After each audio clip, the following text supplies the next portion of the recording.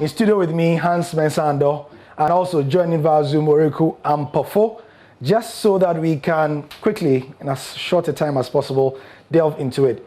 So, Hans, you first in studio. I mean, we've had lots of reactions from across the divide. What have you made from the latest reactions that have come today? Two arguments. There's a moral argument, and then there's what is likely to pan out in court, the legal side of the whole issue. But for me, where I stand is this. Look, we have to admit one thing. Football is about money these days. It's a business. The clubs want to cash in. Sponsors want to cash in. Even the fans, who have been touted as the most important of the stakeholders, are trying to cash in through what? Sports betting.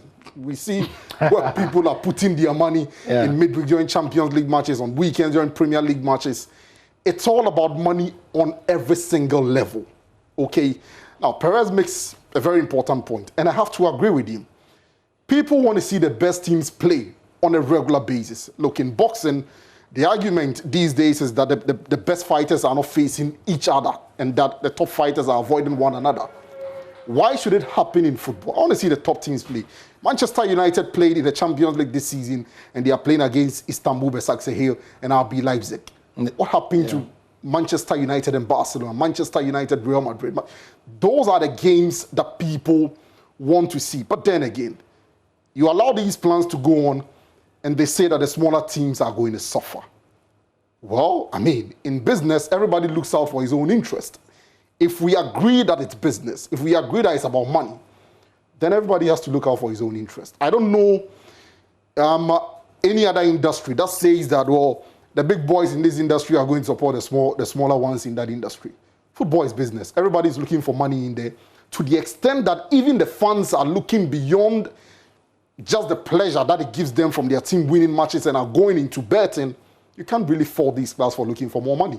Nice one. Oriku, you have also followed all the reaction that has come. The strongest, perhaps, from Pep Guardiola, who has ripped into the structure from beginning to end and has even questioned the very basis of the formation of this Super League. He's asking a key question. Why is it that Ajax, who have 4 Champions League titles, have not been invited? And he's suggesting that there's a sinister motive. Your thoughts on everything? Well, yeah, I think that, you know, the whole phrase of trying to bring competitive football is just acting as a face mask to cover the real motive behind this, and that's to make money. The reason why Arsenal and Tottenham Hotspur are there ahead of clubs like Ajax is because these teams do have more fans, and in effect, fans become money, because when you are selling TV rights, you want to, you know, sell more to whoever brings in the more eyeballs. So I think, in effect, the founding members, that's the 12 teams that we have so far, are just basically the teams with the most fans in the world currently as we speak. Yeah. And if they do put their power together, they can have close to 2 billion people watching this league, and that could translate into money. And so I think that's the whole motive behind it. But I understand Hans' point that everyone is looking out for himself, but you know, the beauty of football is the fact that a mid-table team can have that hope of breaking into the elite club. You know, if you go back 15, 16, 17 years ago, Chelsea never belonged to this club. And if they were putting together a Super League, there wouldn't have been any Chelsea or Manchester City. And, you know, it's that hope of being able to climb up that has led to City and Chelsea becoming big clubs. 10, 12 years from now, who knows, Leicester could become a big club and get enough fans. If you do cancel that possibility, we're stuck in a static world where, you know, we get to watch the same type of matches every year. And in effect, in the next 10 years, nobody's going to eagerly anticipate a match between Manchester United and Real Madrid, because we would have watched it over 20 times already. Yeah. And so it might lose a lot of value, but I don't think long-term is going to help. Short-term, it could have helped in terms of making fans. But long-term, I don't think this is the way. Right, Hans, I'm told we have just about a minute and a half to go. I don't think they've denied that this is about money. I mean, they've made it clear. If you look at the clubs involved in this, they're all in debt.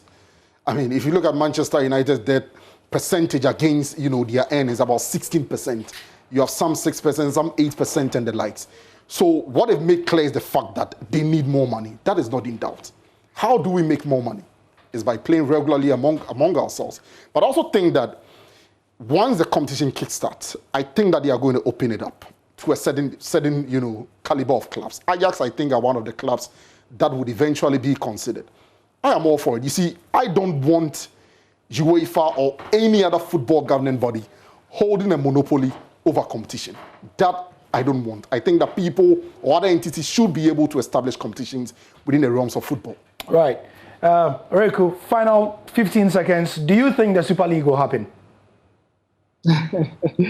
We've come close. 2009, we came close. 2014, we came close. 2016, we came close. This time, I think it would happen. And that's because key members have resigned from the ECA, that's the European Club Association.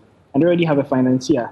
And they already have someone in there that's on to pay the TV rights. So I think too many substantive steps have been taken to go back now. That is seeming to be the perception we are getting out there. But it will be something if some of the clubs, like we are hearing Chelsea and Man City, want to pull out. If it happens, that will be something else. Hans, thank you very much. You've kept it very succinct for us. Oriku as well, keeping it very tight and to the point. That's the sport for now. I'm Gary Alsmith. There'll be more on radio and also myjoyonline.com.